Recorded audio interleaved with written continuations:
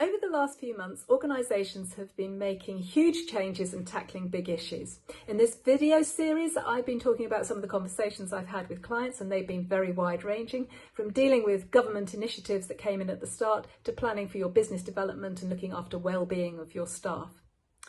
But in the last few weeks, I've been talking a lot more about cybersecurity. Now, let's be really clear on this. I am not a cybersecurity specialist, but when I talk to businesses about their plans and their strategies, IT systems and cybersecurity always come up.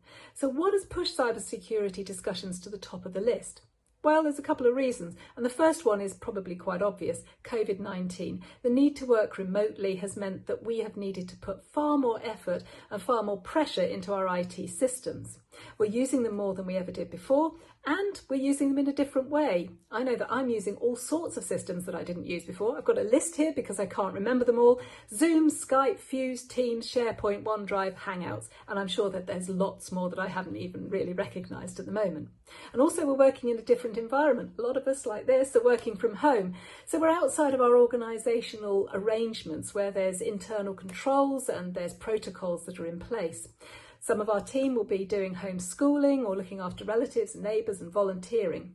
The line between home and work has been blurred, and once that happens, we know that there's an opportunity or a potential for there to be a lack of focus. And if that happens, that makes cyber attacks more likely to happen. Now, the second reason is that cyber attacks are on the increase, and we're receiving all sorts of information, aren't we, that tells us that that's out there. Some of the high points or low points are Dominic Raab telling us that there's targeted cyber attack campaigns that are active at the moment, and COVID-19 related scams and phishing. There's UK National Cyber Security telling us that they blocked 1,900 attacks on educational organisations just in May 2020. And there's been a rise in cyber attacks on charities, which just tells us that cyber attackers don't mind who they attack. Phishing emails are number one because they're automated and easy to do, so cyber attackers quite like them. The second on the list of cyber attacks is compromised user account details. So that means letting people into your system. So that's a really big point for us to watch. And of course, data theft, impersonation and fraud is out there too. So there's a real concentration on our systems, and cyber attackers are after us. So what should you do? That's what my clients say. Well, they know what I'm going to say now, which is to have a strategy.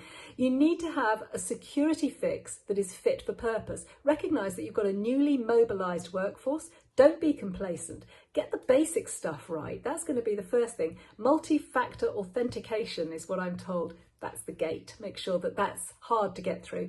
And secondly, make sure that your anti-malware is fit for your purpose, for your system. That means that you're going to need to get advice that's appropriate. You need to make a plan, implement that plan, and then monitor it and update it as things move on. It sounds simple, and in lots of ways it is. It's about taking action that's appropriate. If you want to find out more, come and visit us at our website. We've got lots of information on there, or if you want to, you can always come and contact me. I'm very happy to talk to you. We want you to have the right plan to get you through this in the best possible way.